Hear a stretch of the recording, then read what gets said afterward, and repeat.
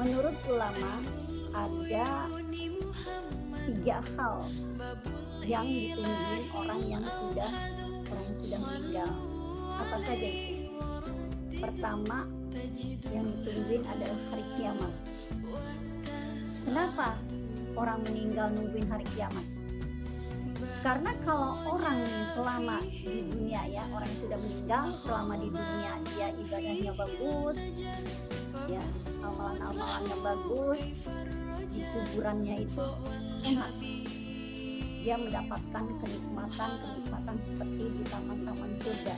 Tapi para ahli kubur ini yang sudah enak di dalam kubur, dia ngarepin nungguin hari kiamat. Untuk apa? Dia ingin kelak di surga nanti mendapatkan yang lebih dari yang ada di dalam atau di alam kubur. Di alam kubur saja sudah enak, apalagi di surga nanti. Pasti akan mendapatkan semua yang diinginkan.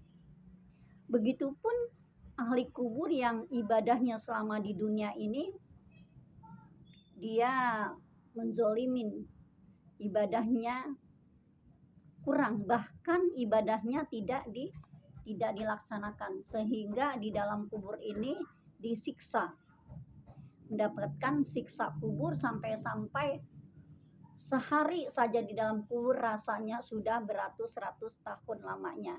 Dan mereka ya, para ahli kubur ini mengharapkan kapan hari kiamat datang supaya dia bebas daripada siksa kubur. Padahal setelah dari alam kubur akan dibangkitkan ya, dan akan juga ke alam lain, yaitu di padang mahsyar nanti, sehingga bagi yang ibadahnya kurang ya dari pahalanya nanti, apalagi sama sekali tidak ibadah, kelak dimasukkan ke dalam api neraka, lebih pedih lagi daripada di alam kubur, nauzubillah ya. Dan yang kedua yang diharapin ahli kubur adalah doa dari anaknya. Kalau anaknya berdoa, nih malaikat datang bawa doa anaknya ya, ditaruh di nampan emas. Bisa kita bayangkan nampan emas itu seperti apa? Emas setengah gram aja ya kita udah berharga banget, apalagi nampan terbuat dari emas. Doa dari anak itulah yang paling berharga. Doa seorang anak yang saleh untuk orang tuanya merupakan hadiah terindah bagi orang tua.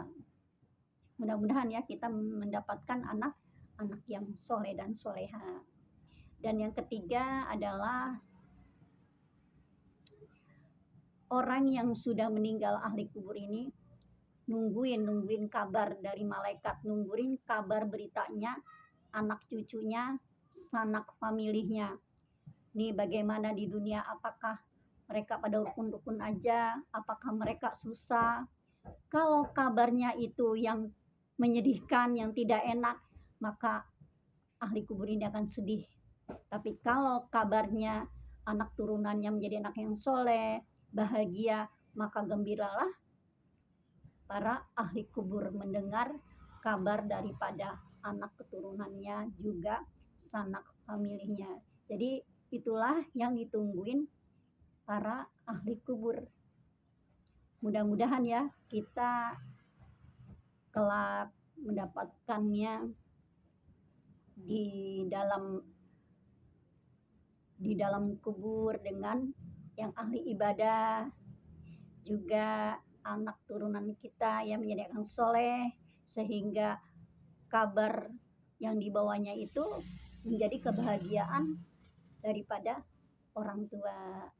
Mudah-mudahan Allah mudahkan kita semuanya untuk mendapatkan pahala, yaitu mengumpulkan ibadah sebanyak-banyaknya, sehingga kelak kita akan memperoleh kebahagiaan tidak saja di dunia tapi juga kelak kebahagiaan di akhirat. Amin amin ya rabbal alamin.